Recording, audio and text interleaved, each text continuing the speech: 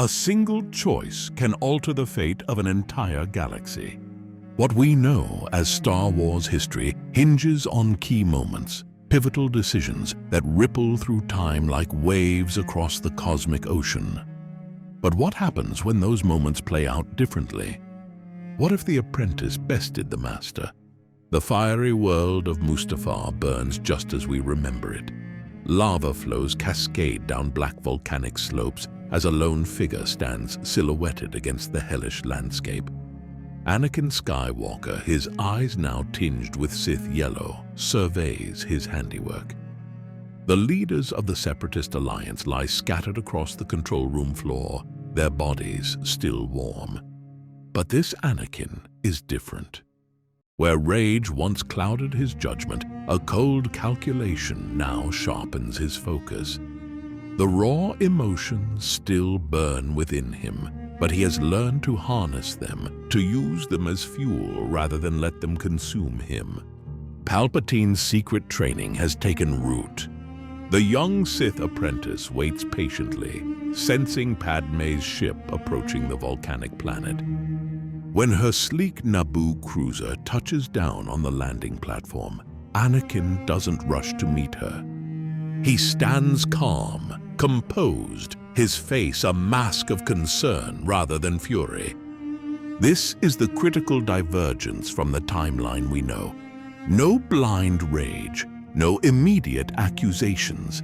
Instead, strategic patience. As Padmé disembarks, her face etched with worry, Anakin approaches her with measured steps. His voice remains steady as he asks why she's come to this dangerous place. When she reveals her concerns, he doesn't lash out or force choke her as history once recorded. Instead, he takes her hands gently, his yellow eyes softening as he speaks. With carefully chosen words, Anakin begins weaving a tale of Jedi betrayal. He describes the attempt on Palpatine's life not as a desperate move to save the Republic, but as a calculated power grab by corrupt Jedi masters. His silver tongue works methodically, playing on Padmé's existing doubts about the war, about the growing powers of the Chancellor, about the role of the Jedi within the Republic. Then comes his masterstroke. As Obi-Wan emerges from the ship where he had hidden himself, Anakin's expression shifts to one of vindication rather than surprise. He turns to Padmé with an expression of sad confirmation. His accusation about her bringing Obi-Wan to kill him carries the weight of vindication, as though his worst fears about Jedi treachery have been validated before his very eyes. Padmé's confusion is evident as she denies the accusation, but the seed of doubt has been planted. Obi-Wan steps forward, attempting to reason with his former apprentice to pull him back from the dark side.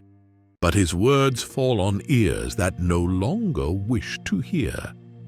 Anakin has made his choice, and he will not be swayed by the same mentor who he believes held him back for years. The confrontation escalates as it must. Lightsabers ignite, bathing the platform in contrasting blue light. But unlike the frenzied, emotion-driven attack we know from history, Anakin fights with tactical precision. He deliberately gives ground, retreating through the facility, analyzing Obi-Wan's techniques with each exchange of blows. The duel spills out onto the collection arms extending over rivers of molten rock. As they fight across precarious platforms, Anakin appears to tire, to falter under Obi-Wan's relentless assault. His former master, sensing victory, presses the advantage. This is exactly what Anakin wants. Each apparent weakness is a calculated feint designed to draw Obi-Wan into overextending himself. They find themselves on a floating platform, drifting down a river of lava. Obi-Wan, sensing the battle's approaching climax, leaps to the black sandbank at the river's edge. Looking down at his former apprentice, he declares his advantage with the high ground, confident in his tactical position. But Anakin doesn't make the fatal jump we've seen before. Instead, he smiles, a cold expression that doesn't reach his eyes. His response about Obi-Wan underestimating his power comes with a different action this time. Instead of launching himself into Obi-Wan's waiting blade, he raises his hands.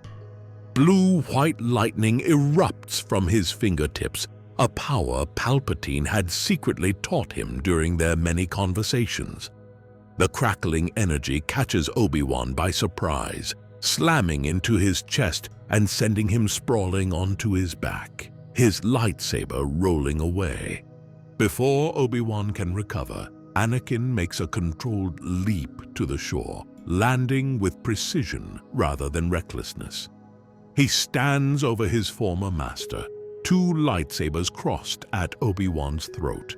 One blue, one now red, taken from a fallen Jedi during the Temple Purge. Obi-Wan's voice breaks as he expresses his brotherly love for Anakin one final time. But where the Anakin of the original timeline might have hesitated, might have shown a flicker of the conflict within him, this Anakin has buried such weaknesses. The lightsabers flash once, and the mentor who shaped him falls silent forever. Returning to the landing platform, where a horrified Padme witnessed the battle's conclusion from afar, Anakin approaches her without the burns and injuries that would have necessitated the iconic Vader suit.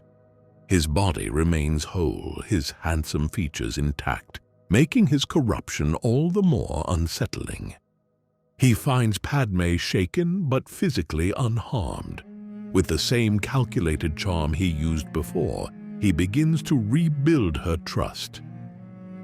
He speaks of bringing peace to the galaxy, of creating a system where corruption and war will no longer tear worlds apart. His plans sound reasonable when delivered with such conviction, such apparent sincerity. He tells her how the Jedi would have destroyed everything, killed her and their child, all to maintain their power. The lies mix seamlessly with half-truths, making them impossible to untangle. Slowly, reluctantly, Padme allows herself to be convinced. Not completely, not wholeheartedly, but enough to accompany him back to Coruscant. Without the complete betrayal of her values that occurred in the original timeline, her will to live remains intact despite her deep concerns. The twins, Luke and Leia, are born in an Imperial medical facility with the finest care the new regime can provide. Anakin stands by Padme's side throughout the delivery, his presence a complex mixture of genuine love and dark possession. She survives the birth, weakened but alive, her heart broken not by complete betrayal, but cracked by compromise and uncertainty. As the newly self-proclaimed Emperor Palpatine consolidates his power, Anakin keeps Padme close, using her survival and the health of their children as proof that his chosen path was the right one. She becomes both his greatest weakness and his most effective political asset, a respected former senator who reluctantly lends legitimacy to the early empire. The galaxy enters a new era of darkness, but one with a different shape than the history we know. No mysterious masked Darth Vader terrorizing the stars. Instead, the handsome, charismatic face of Anakin Skywalker becomes the public symbol of Imperial might, all the more terrifying for the apparent reasonableness with which he justifies his atrocities. And somewhere in the darkness between stars, the Force itself seems to tremble at the potential of this unburnt, unbounded Sith Lord, who now stands poised to reshape the galaxy according to his will, with no one left powerful enough to oppose him. The galaxy trembles under the shadow of a new empire. Clad in flowing black robes that billow around him like living shadows, Anakin cuts an imposing figure. His Sith yellow eyes glow with barely contained power as he strides through the halls of what was once the Jedi Temple, now converted into the Imperial Palace. Without the limitations of cybernetic limbs or the need for life support, this version of Darth Vader possesses all the raw strength and agility that made him a legend during the Clone Wars. The absence of the iconic suit changes everything. Instead of the mechanical breathing that would have announced his presence, people now fear the sound of his boots on marble floors. Instead of a masked enforcer lurking in the shadows, Anakin operates in plain sight, his handsome face becoming the symbol of the regime's power on propaganda broadcasts across thousands of worlds. With surgical precision, Anakin begins consolidating military power. The 501st Legion, once his loyal troops during the Clone Wars, now serves as his personal army. They receive special training, equipment, and privileges other stormtroopers can only dream of. Their armor bears distinctive blue markings, a reminder of their origins and their absolute loyalty to Anakin above all others, even the Emperor himself. Among the military, they gain a fearsome nickname, Vader's Fist. Together, Anakin and his elite troops hunt down surviving Jedi across the stars. Without the limitations of the suit, Anakin personally leads these missions, his unmatched piloting skills and combat abilities making escape nearly impossible for those in hiding. The Jedi Purge proceeds with ruthless efficiency, far more successful than in the timeline where a suit-bound Vader would have delegated many operations to Inquisitors. Each public execution serves dual purposes, eliminating enemies of the Empire while demonstrating the fate that awaits any who resist. These displays feed the growing legend of Anakin's power. Civilians speak in hushed tones of how the Emperor's enforcer can kill with a gesture, how he knows your thoughts before you think them, how no planet is beyond his reach. While Palpatine busies himself with political maneuvering, dismantling the remnants of the Republic's democracy and establishing his new order, Anakin focuses on military matters. He understands that true power ultimately flows from the ability to enforce one's will. The aging Sith Master may control the Senate, but his apprentice commands the troops. Anakin personally oversees training at the Imperial Academies. Cadets study his battle tactics from the Clone Wars, learning to emulate his strategic brilliance. Across the galaxy, a generation of officers rises through the ranks, their careers advanced by demonstrating loyalty not just to the Empire, but to Anakin specifically. These officers owe their positions to him, creating a power base within the military that will prove crucial in years to come. Throughout it all, Anakin maintains the facade of the perfect apprentice. He kneels before Palpatine, executes his orders without question, and never shows the slightest hint of ambition in his master's presence. But in private moments, his true intentions surface. He studies ancient Sith texts when Palpatine is not watching, mastering techniques his master never intended to teach him. Anakin is patient. He has learned from observing Palpatine's decades-long rise to power that true victory requires careful planning. He knows that Palpatine views him as temporary, a placeholder until a more suitable apprentice comes along. Just as Dooku was discarded, Anakin knows his master would sacrifice him without hesitation. The difference is that Anakin sees it coming. As the years pass, he cultivates relationships with influential figures in the Imperial hierarchy. Grand Moff Tarkin, recognizing Anakin's military genius from their collaboration during the Clone Wars, becomes a valuable ally. Unlike many who fear the Sith Lord, Tarkin approaches him with respect rather than terror. Their pragmatic alliance benefits both men, with Tarkin gaining a powerful patron and Anakin securing the loyalty of one of the Empire's most capable commanders. The Death Star project, centerpiece of Imperial military might, proceeds under joint supervision. While Palpatine views it as the ultimate expression of his power, a weapon to inspire fear across the galaxy, Anakin sees it differently. To him, it represents the key to overthrowing his master when the time comes. Working through trusted engineers, Anakin implements subtle but critical modifications to the battle station's design. Secret override codes, known only to him, are embedded deep within its operating systems. Backdoor protocols allow him to control the station remotely if necessary. These changes remain hidden even from Palpatine's most loyal agents. At home, Anakin maintains a complex relationship with Padme and their children. The twins grow under the watchful eye of their father, who begins teaching them about the Force from an early age. Padme, though alive, exists in a gilded cage, her political voice carefully controlled and used to legitimize the Empire's actions when needed. Their family life presents a carefully constructed image to the galaxy: the powerful but benevolent leader, his beautiful former senator wife, and their gifted children.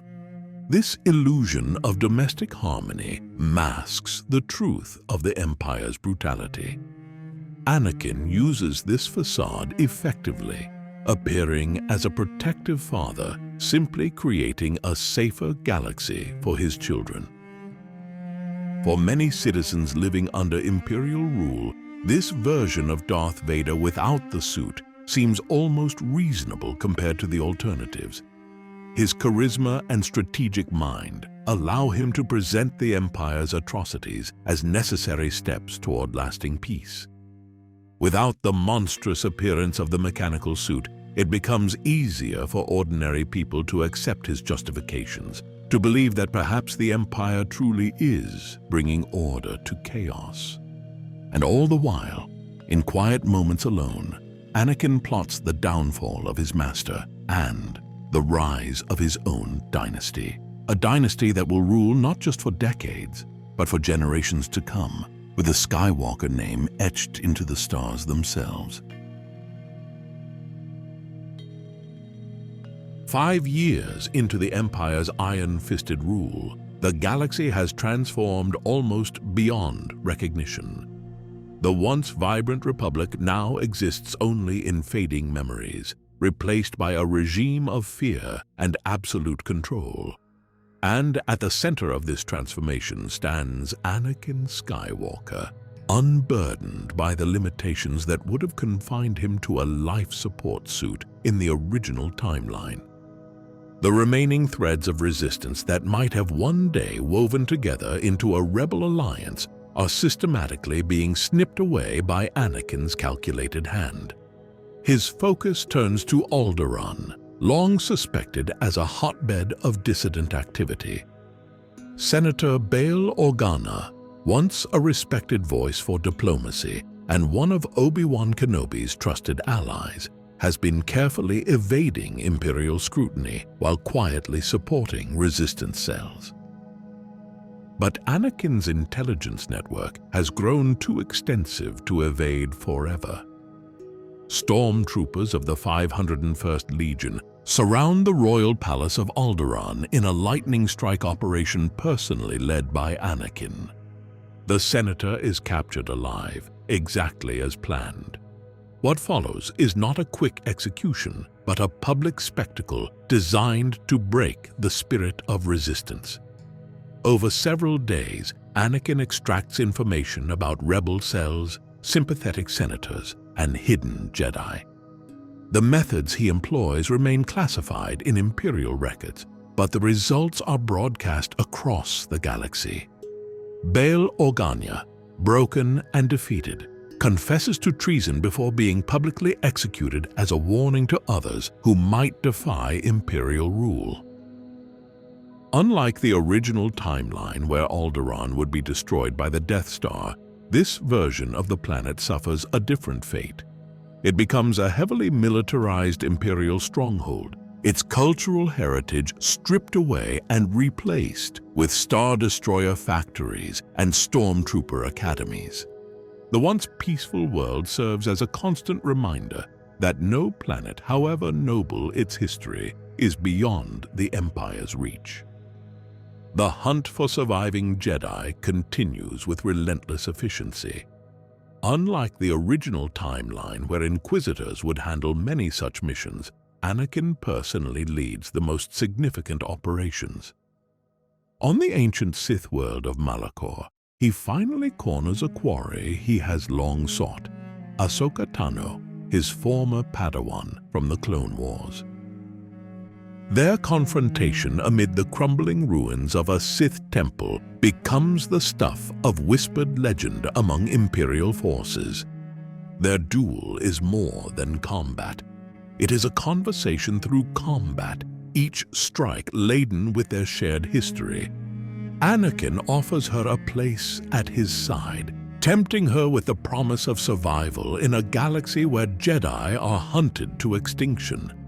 But Ahsoka refuses to bend, standing firm in her conviction that somewhere inside him her former master still exists. Her faith proves misplaced. With genuine regret but unflinching resolve, Anakin strikes down one of his last connections to his Jedi past. The death of Ahsoka Tano marks the effective end of organized Jedi resistance.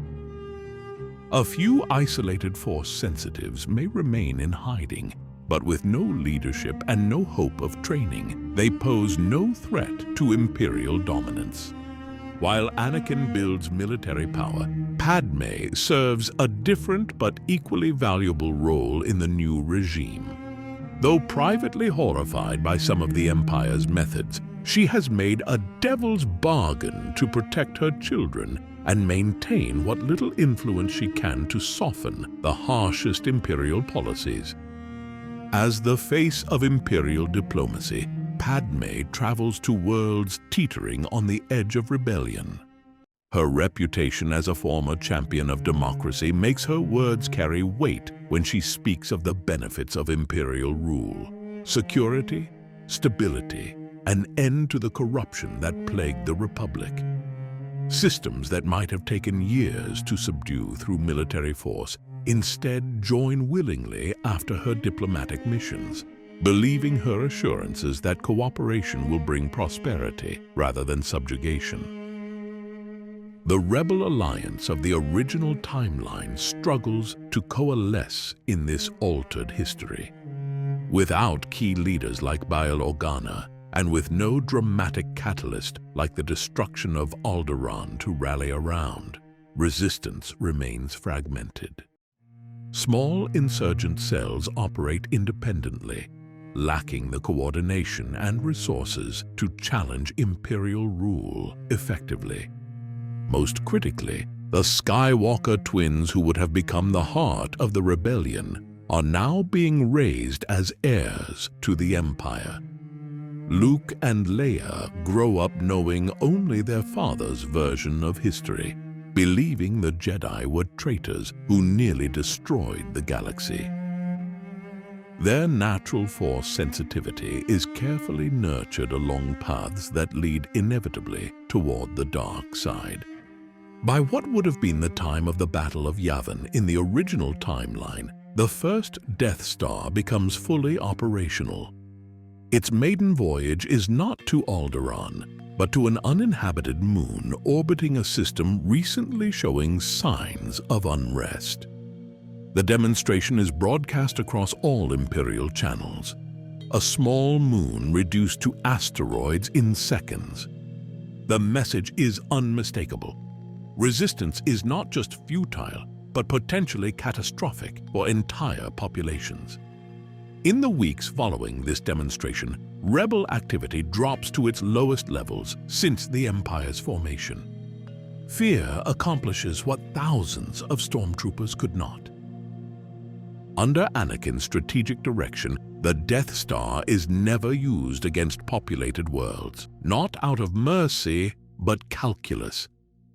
He understands that destroying inhabited planets would create martyrs and possibly unite disparate resistance groups. Instead, the battle station becomes the ultimate deterrent, always in orbit around potentially troublesome systems, but rarely firing its main weapon. This approach proves devastatingly effective. Without the massive civilian casualties that would have fueled righteous anger in the original timeline, the moral clarity that would have driven the rebellion becomes muddied. Many citizens, while not enthusiastic about imperial rule, find it preferable to risking planetary annihilation. As the original trilogy era draws to a close, the galaxy settles into a grim new normal. The Empire's grip tightens year by year, with Anakin's military genius complementing Palpatine's political maneuvering. Yet beneath this apparent stability, tensions brew between master and apprentice. For while Palpatine believes he has crafted the perfect enforcer, he has instead created his most dangerous rival, one who bides his time while moving pieces into position for the next phase of galactic history. Time flows differently under the shadow of tyranny. For the citizens of the Empire, the passing years blend together in a monotonous stream of imperial propaganda, increasing restrictions and fading hopes. But within the Imperial Palace on Coruscant, time is measured differently, marked by the growth of two special children and the careful orchestration of a plan decades in the making. Luke and Leia Skywalker approach adolescence with a destiny far removed from what might have been. No moisture farm on Tatooine, no royal upbringing on Alderaan. Instead, they are raised in the heart of Imperial power, their potential in the Force awakening under their father's watchful eye. Where once they might have been the galaxy's brightest hope, they now represent its darkest future. Anakin begins their training in ways that would make traditional Sith masters turn in their graves. The ancient rule of two, dictating that there must be only one master and one apprentice, is purposefully abandoned. Anakin studies forbidden Sith holocrons that speak of older traditions, when multiple apprentices would compete for their master's favor, their rivalry stoking their connection to the dark side. The twins receive different aspects of their father's knowledge. Luke, showing aptitude for combat and strategy, spends his days mastering lightsaber forms and battlefield tactics. His aggression is channeled, refined into a cold precision that mirrors his father's approach to warfare. Leia, with her natural political instincts inherited from both parents, learns the arts of manipulation, persuasion, and the subtle application of Force techniques to bend others to her will. Together, they represent a vision Anakin has crafted since his victory on Mustafar, a Skywalker dynasty that will rule the galaxy for generations. No longer does he view himself as merely Palpatine's successor. He sees himself as the founder of something far greater, an empire that will endure for 1,000 years under his bloodline. Palpatine observes these developments with growing concern. The Emperor, now visibly aged by decades of immersion in the dark side, recognizes the threat the Skywalker children represent. His spies report on their rapidly growing abilities, their fanatical devotion to their father, and their ambitions that extend beyond what even he had planned. The old Sith Lord begins making his own arrangements, seeking ways to eliminate the twins before they mature fully into their power. Anakin senses this shift in his master. Years of carefully maintaining the facade of the loyal apprentice have made him attuned to even the slightest changes in Palpatine's behavior. The time for patience has passed. The children are strong enough. The military is sufficiently loyal to him rather than the Emperor.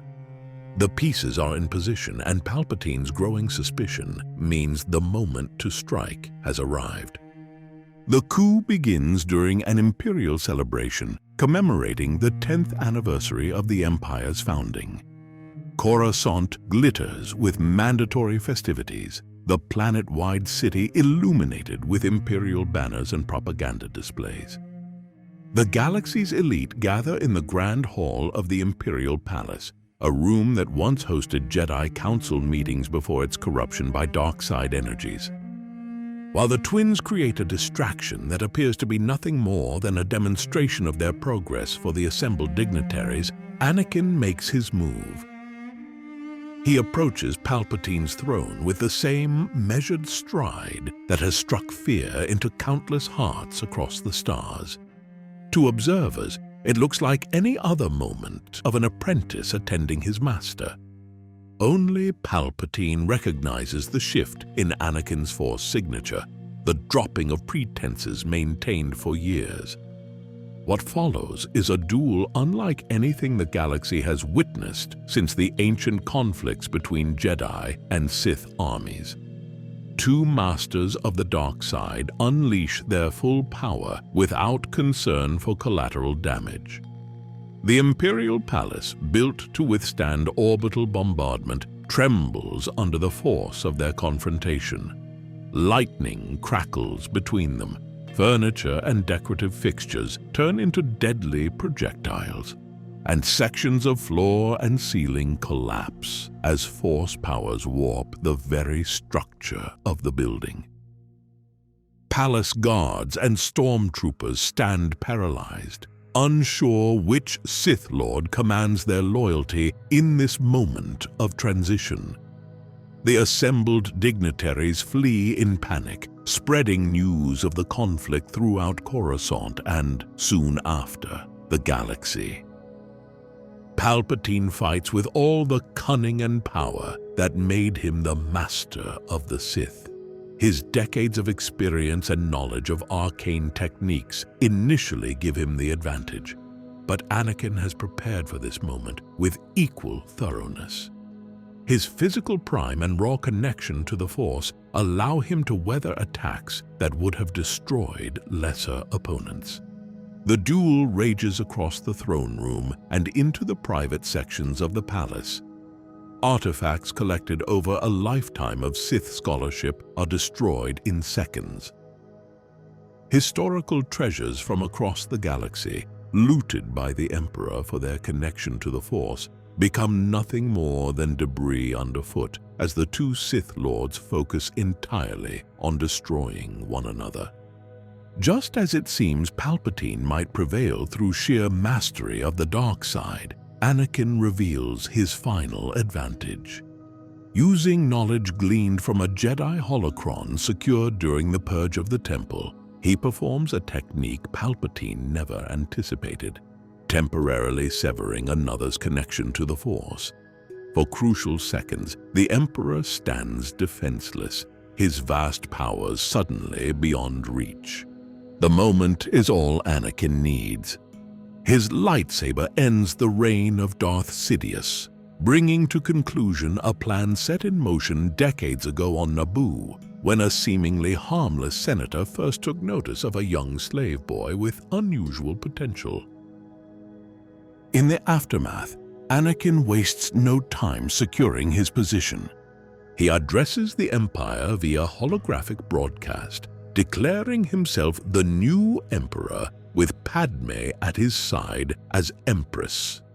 The transition of power is presented as necessary evolution, the natural order of the Sith made manifest.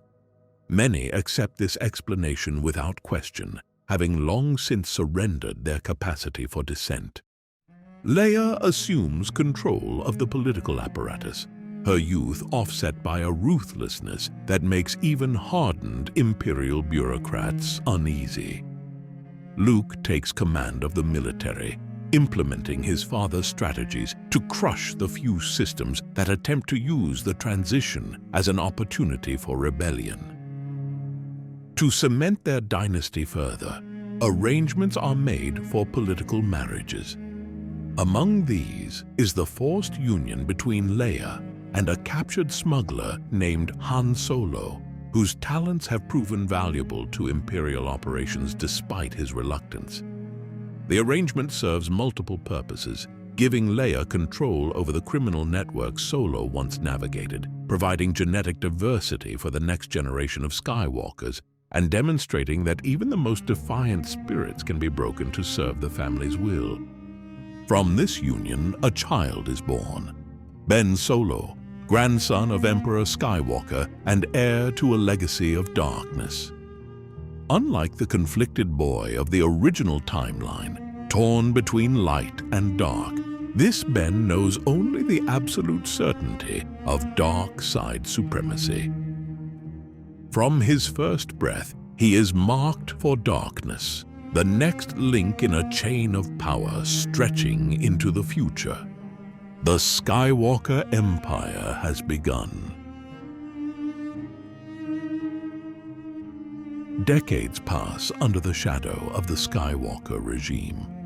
What began with a fateful duel on the fiery shores of Mustafar has evolved into the most powerful dynasty the galaxy has ever known. 3 generations of Force users now bend the fabric of civilization to their will, reshaping worlds according to their vision of order. The rebellion that might have defined an era exists now only in whispered stories told in the darkest corners of remote worlds. These tales, passed from parent to child, speak of a time when freedom seemed possible, when a farm boy and a princess might have saved the galaxy. But in this reality, those potential heroes became the architects of its oppression. The once mighty resistance has been reduced to folklore, a cautionary tale about the futility of standing against the Skywalker name. Emperor Anakin Skywalker, now in his later years, has defied the normal human lifespan through his mastery of the dark side. The power that flows through him preserves his strength far beyond what nature intended, though not without cost. Unlike the masked figure from the original timeline, this unbounded Sith Lord has pushed the limits of Force use in ways that affect his physical form. His appearance, once handsome and charismatic, now reflects the corruption within. Veins of darkness run beneath his skin like cracks in porcelain, pulsing with dark energy when he exerts his considerable powers.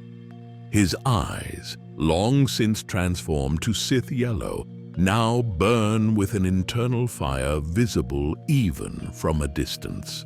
The dark side consumes as it empowers, and decades of immersion have left their mark. Yet, despite these changes, Anakin retains one crucial element from his past: his connection to Padme. While the Empire expands ever outward and billions suffer under its rule, within the Imperial Palace exists an almost tender relationship.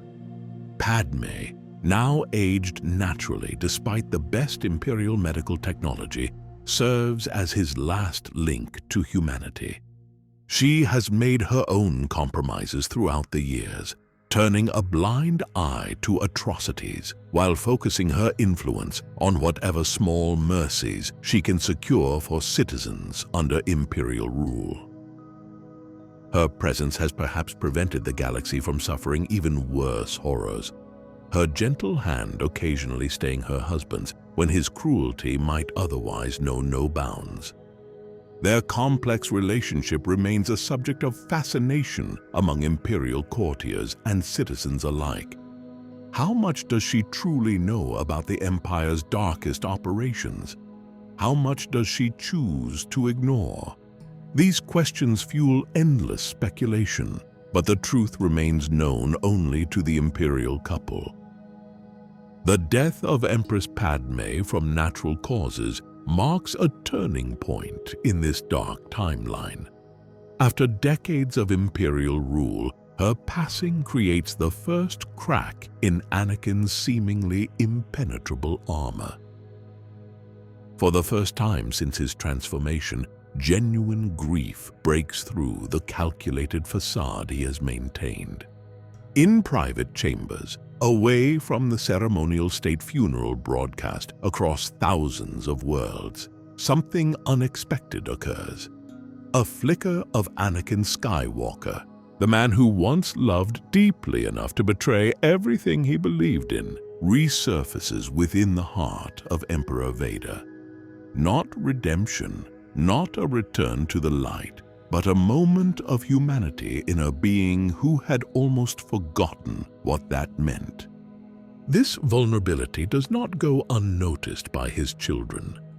Luke and Leia, now powerful Sith in their own right, have spent decades watching their father's techniques, studying his strengths and his weaknesses. They have learned the lessons of the Sith perhaps too well. To them, this moment of grief represents something unforgivable in their philosophy: weakness. The twins, long accustomed to operating as extensions of their father's will, begin to see his momentary fragility as a sign. Perhaps the time has come for the next generation to take control. Perhaps the Emperor who has ruled for so long has finally reached the natural end of his usefulness to the dynasty he created. Their plotting unfolds with methodical patience, a trait inherited from both parents. Leia, master of political maneuvering, begins isolating her father from his support network. Key advisors find themselves reassigned to distant posts. Loyal officers face sudden retirement. The administrative apparatus that has kept the Empire running smoothly gradually shifts its allegiance to the twins rather than their father.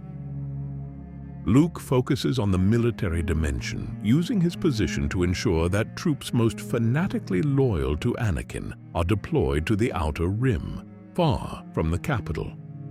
Younger officers who have grown up under his command rather than the Emperor's receive accelerated promotions. Slowly, the instruments of power slip from Anakin's grasp while maintaining the illusion of his absolute authority. Ben Solo, now a young adult trained in the dark side since birth, becomes an unwitting pawn in this family power struggle. His mother and uncle use him as their eyes and ears, exploiting his position as Anakin's grandson to maintain close observation of the Emperor's activities. Unlike the conflicted figure he might have become in another timeline, this Ben Solo embraces his role in the family legacy with unwavering dedication. When the confrontation finally comes, it mirrors events from decades earlier with eerie precision. The Imperial throne room, rebuilt after the destruction caused by Anakin's duel with Palpatine, once again becomes the stage for Sith succession. Luke and Leia approach their father together, lightsabers concealed but ready. To them, this moment represents the natural order of things, the way of the Sith they have been taught their entire lives. The strong replace the weak, the student surpasses the master. Power flows to those bold enough to seize it. As their crimson blades ignite in perfect unison, something shifts in Anakin's awareness. In this moment of ultimate betrayal, as his children move to strike him down, just as he once struck down his own master understanding dawns, the cycle he created now comes full circle. With his final breath, as lightsabers clash in a display that shakes the foundations of Imperial Center, Anakin Skywalker grasps the true cost of his victory on Mustafar all those years ago. He has created not a lasting peace or even a stable empire, but a perpetual machine of betrayal and destruction. His dynasty will continue, but will forever consume itself from within. Children turning against parents, apprentices against masters, in an eternal struggle for dominance. In his last moments, as darkness closes in, Anakin finally sees the truth. He never truly won on those lava shores. The dark side did, and it will continue winning again and again, as his legacy of power devours itself throughout the stars for generations to come. The galaxy continues under Skywalker rule, but the name now belongs to twin emperors rather than a single figure. And young Ben Solo watches and learns, already calculating when his time to strike might come, ensuring that the cycle begun on Mustafar will never truly end.